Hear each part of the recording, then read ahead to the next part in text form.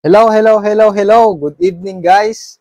So, kung isa ka sa employee right now na naghahanap ng posible mong pasukin, ngayon ipapaliwanag ko sa inyo kung gaano kasimple yung business kung papaano mag-work sa'yo as employee yung ginagawa nating negosyo. Okay?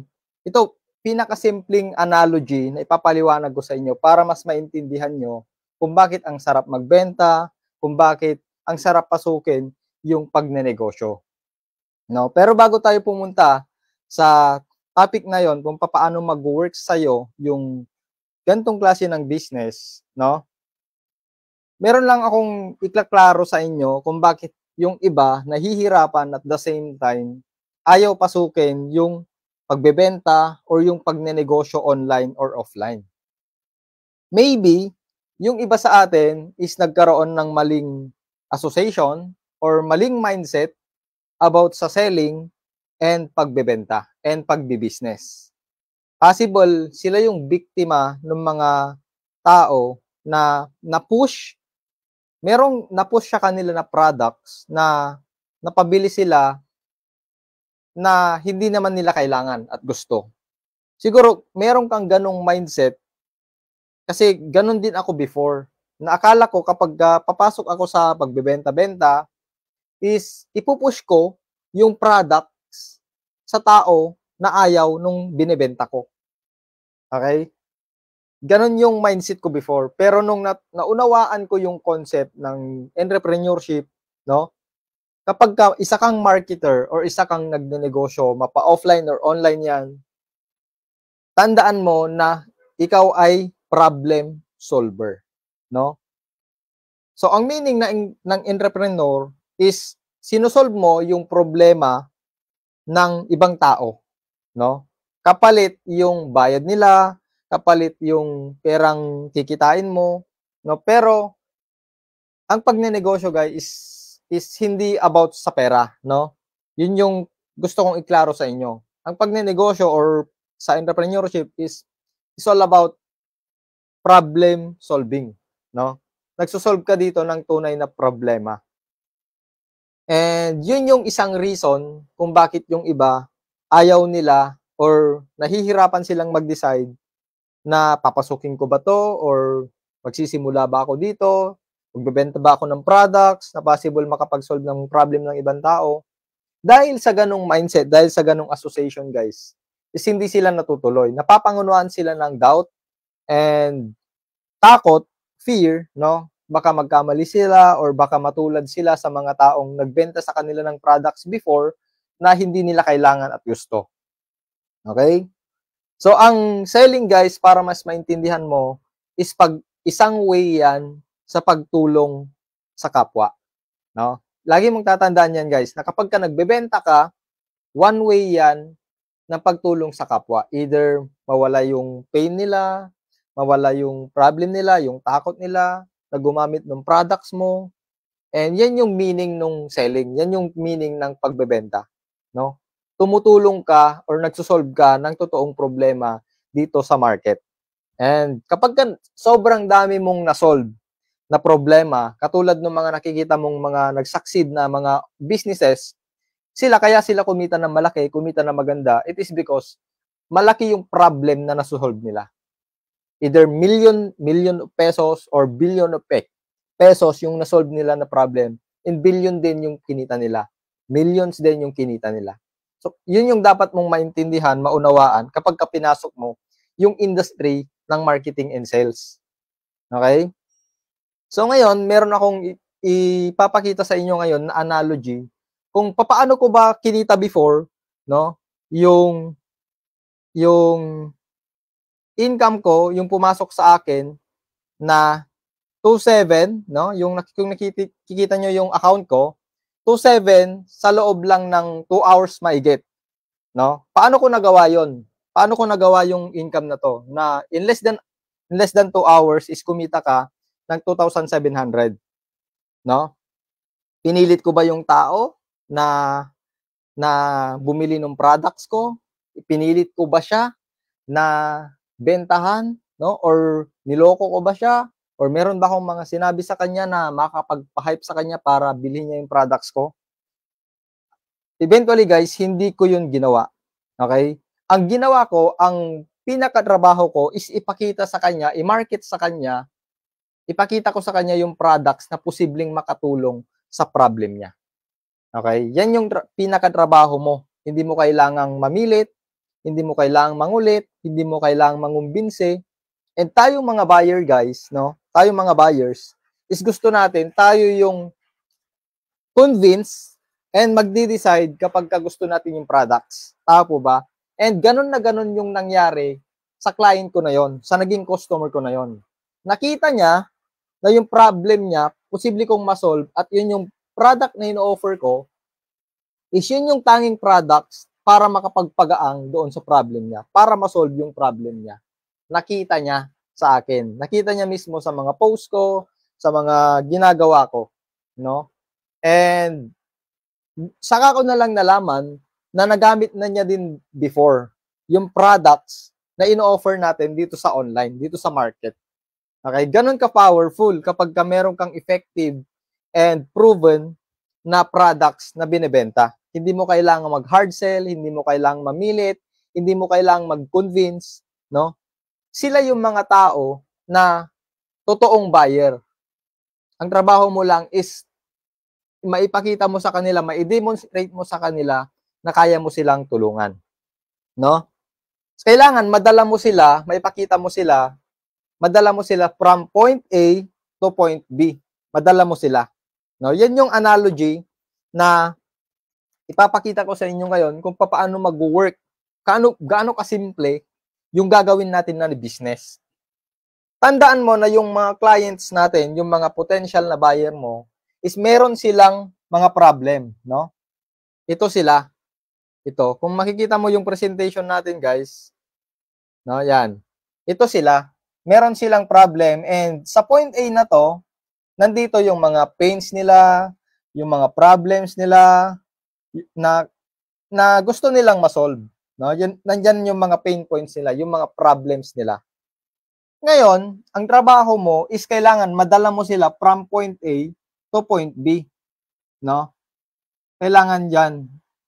And ang pinaka-solution diyan, guys, no, para madala mo sila is kailangan mong paintindihan na merong kang products na magagamit sa kanila. Ipagpagamit sa kanila or services na may offer para ma-solve yung problem nila.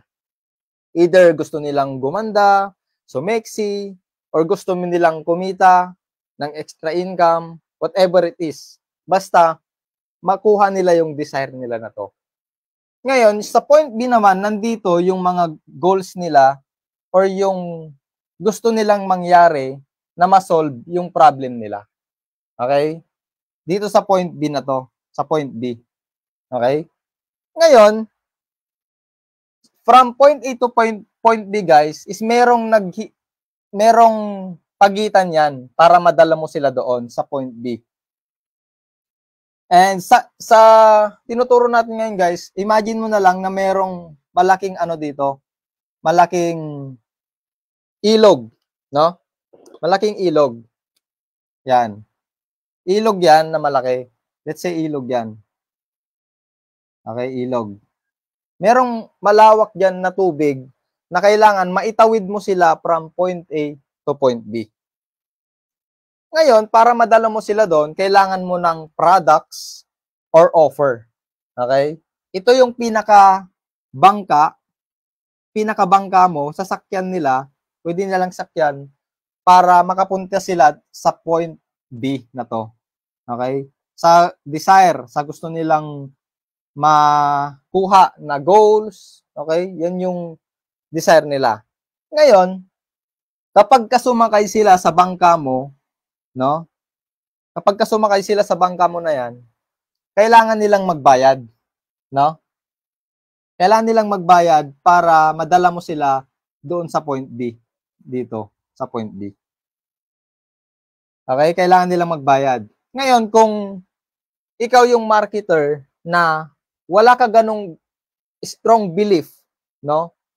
Na ito lang talaga yung at hindi mo na ipakita sa kanila na ito lang yung tanging products or opportunity or offer na tanging makakapag-solve ng problem nila, again guys, magda-doubt ito. Okay? Aatras ito, hindi siya magtutuloy na sumakay sa problem or sa sasakyan mo, sa bangka mo. So, kailangan, ikaw na marketer, ikaw na nag-offer ng totoong serbisyo, totoong products na makapag-solve ng problem nila. Kailangan, 101% na yung belief system mo is nandito. Merong kang strong belief na ito lang yung tanging products na makakapag-solve ng problem nila. Okay? Kung ikaw yung marketer na nagda-doubt, na hindi ganun kataas yung confidence mo, hindi ka ganun katiwala doon sa product na ino-offer mo, baka ikaw yung possible na itong bangka mo na to is mabutas, no, pasukin ng tubig, and lumubog. Ngayon, hindi mo siya madadala sa point B. Okay? So, dapat magkaroon ka ng mindset or strong belief doon sa product or sa offer mo na binebenta mo dito sa online, na ito lang yung tanging paraan para madala mo sila sa point E. From point A to point B. Okay? So, dapat ganun yung mindset mo, ganun yung thinking mo na makatulong sa kapwa mo tao, sa mga tao na nangangailangan nung products na binebenta mo para ma-solve yung problem nila. Okay? Dapat ganun yung thinking mo, dapat ganun yung belief system mo, ganun kataas para makatulong ka sa ibang tao or yung tao na gusto mong matulungan. O yung mga tao na makakakita ng products mo na possible makapag-solve ng problema nila. And kapag ka nagawa mo to guys, yung basic analogy nito, yung simpleng analogy na to, kapag ka nagawa mo yan, hindi mo kailangang mamilit, hindi mo kailangang mangumbinsi, hindi mo kailangang mag-hard sell. Kasi, at the first place, no, ikaw na marketer, itong bangka mo na to, ito yung nakita nila na makapagdala sila sa kanila from point A to point B. Ito yung nakita nila na products mo na possible makatulong sa kanila para matanggal yung problema nila, para maalis yung duda nila or ma-solve yung problem nila na tumitingin ng totoong solution doon sa problem nila. Okay? So I hope na dito sa analogy natin is naunawaan mo kung paano nag-work yung business. No? Sa kahit anong products na binebenta mo or offer na binebenta mo or services na gusto mong pasukin, ito yung dadaanan ng customer mo. No? From point A to point B. Okay? Yan yung kailangan mong maintindihan in order for you para makapag-close ka ng sale. Para makapag-close ka, para makabenta ka ng products na binebenta mo or in-offer mo. Kasi kapag hindi mo sila nadala from point A to point B, hindi mo natulungan, hindi mo na-solve yung problem nila, possible na walang sasakay doon sa bangka mo. Walang sasakay doon sa solution mo. Walang bibili. Ibig sabihin, yung products or yung opportunity mo or yung offer mo or serbisyo mo na maganda. Okay? So, kapag ka pumasok ka sa mga businesses na meron ng ready products, ready-made products, given na yung products mo na maganda, kasi pinag-aralan na yan, research na yan ng ilang taon, no? Given na maganda na yan. So, ang pinaka-trabaho mo is ma-demonstrate mo sa kanila, mapakita mo sa kanila na itong products mo yung tanging solution na makakapag-solve doon sa problem nila. Para maging masaya si client. Para para manalo, para maging masaya yung taong makakakita or possible bumili ng products mo. Ganon siya kasimple, ganon siya nag-work, no? And I hope na dito pa lang sa short video na to, sa short Facebook live na to, is meron kang natutunan, meron kang naging aha moment, or meron kang nalaman na idea kung paano ba talaga nag-work yung online business, kung paano ba talaga mag-work sa'yo as Pinoy employee yung business na pinapakita natin, no? Or yung pinapakita ng iba sa'yo. Okay? So, kahit anong product yan, ito yung dadaanan niya. Ito yung dadaanan niya. Pinaka-basic yan na kailangan mong maunawaan para makabenta ka or makapag-close ka ng sale. No? So, tanggalin mo no, sa mindset mo or sa isip mo na kapag ka pumasok ka sa industry ng marketing and selling, is kailangan mag-hard sell ka. Is kailangan ipilit mo yung products, no? Ang kailangan mo lang is ma-demonstrate sa mga tao na nangangailangan ng products mo para kunin nila, para ma-solve yung problem nila. So, dapat ganun ka mag-isip as an entrepreneur. Dapat ganun ka mag-isip as a marketer. Okay? At the top of your mind, kailangan meron kang problem na sinusolve. No? Best example niyan kung bakit, 'di ba? Kung bakit sumikat yung instant noodles. Oh, ano yung problem na nasosolve niya? 'Di ba? Gustong-gusto mo ng instant noodles. For example, nagugutom ka ngayon and talagang gusto mo nang mapawi yung gutom mo. Ano yung best na pipiliin mo? Yung pupunta ka pa sa palengke, bibili ka ng karne, ng isda, ng gulay para iluto sa bahay nyo, or bibili ka na lang ng instant noodles para mapawi yung gutom mo? Di ba yung instant noodles yung pipiliin mo? Kaya nga sumikat si instant noodles kasi meron siyang problem na nasusolve. No? Kaya nag-dominate siya sa market, kaya siya sumikat, kaya siya nagtumagal. It is because marami siyang problem na nasusolve. So, dapat ganun ka din na mag-isip as marketer. Hindi mo kailangang ipilit yung products mo. Hindi mo kailangang i-hard sell yan. So, kailangan lang mapakita mo sa totoong client or sa customer mo or sa potential buyer mo na ikaw yung tao na makakapag-demonstrate na maipakita mo yung products mo na yun yung products na makakapag-solve ng problem niya. Okay? So, meron bang natutunan, guys? Meron bang nakuha na aha moment? Meron ka bang nakuha na learning, no, sa video na to? Kung meron, guys, paki-comment mo naman sa comment box or i-share mo yung video na to para merong makapanood or merong matuto kagaya mo na nasa pagbebenta-benta. Okay? So, ito lang yung masishare ko sa inyo ngayon, guys, kung gaano kasimple na paano mag-work sa'yo yung mga business online, yung mga business offline, no? And I hope na mai-apply mo din sa sarili mo kung nasa pagbebenta-benta ka. Okay? Sabi ko nga, be a problem solver, no? Kailangan giver ka, kailangan ma-demonstrate mo sa kanila, kailangan open ka na mag-open ng maraming information para sa mga potential buyer mo para makita kanila na ikaw yung perfect person para makapag-solve ng problem nila. Okay? So, kapag nagawa mo yun, guys, hindi ka lang problema, no? Hindi mo kailangang mamilit, mangulit, mangumbinse.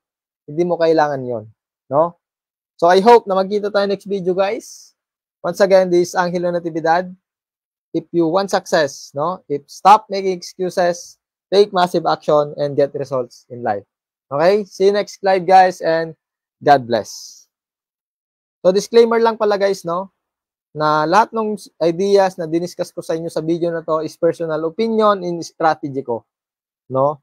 And not to guarantee anything na mag-work din sa'yo yung gandong sistema. Pero pinakita ko sa'yo kung paano nag-work, paano mag-work sa'yo yung business model na kahit anong business model na gusto mong pasukin.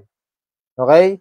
So, good night, guys, and God bless.